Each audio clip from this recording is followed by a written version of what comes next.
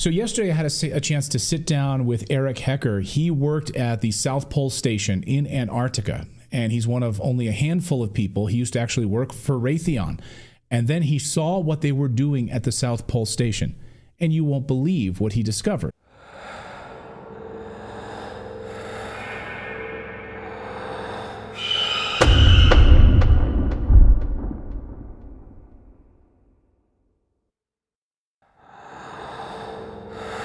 We're seeing the weather manipulation. We've covered this extensively here on the show.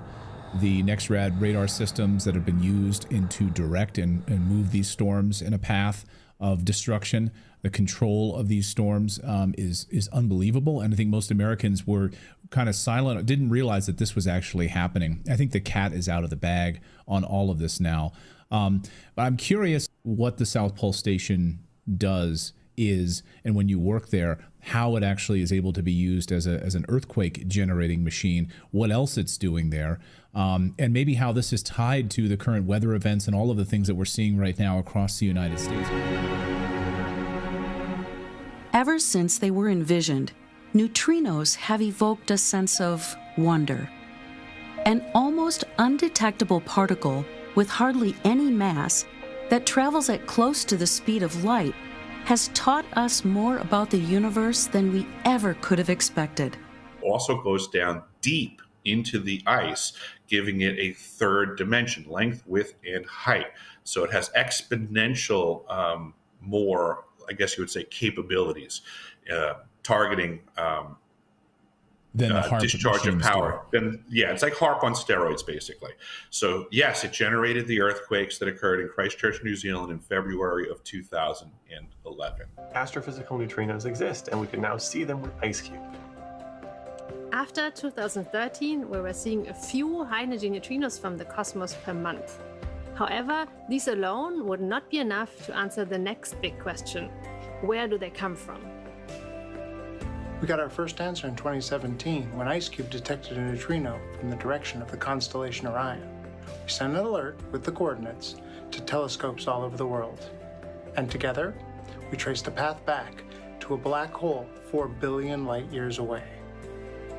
The success motivates grander dreams, such as building a 10 times larger detector to continue the exploration of the uncharted universe. And we are back to construction. The first upgrade of the IceCube detector will produce a more precise machine for neutrino physics, will bring back past and future events into sharper focus, and will set us up perfectly for a larger next generation IceCube detector. We the people are suffering under this monopoly of technology by our oppressors. It's literally just that simple.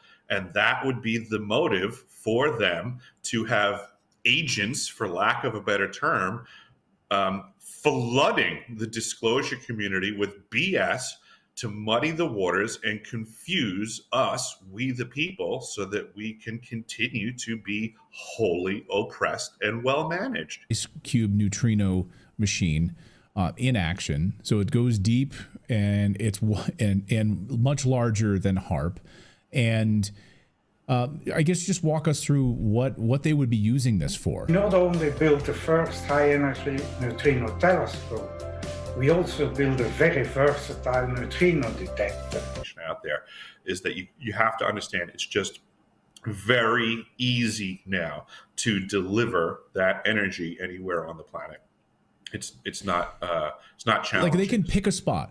They can They can pick a spot in Iran, and they can just dial it in on the computer and launch an earthquake. Hey!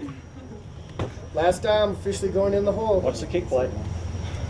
Good luck. Good luck, Moa. And with you. Yeah. We'll be with you too. Just do your best. That's what you find. Falls when you find what?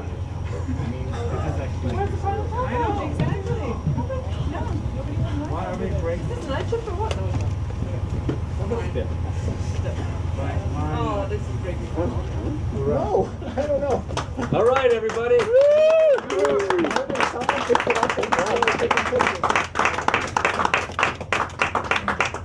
Okay. No, I don't.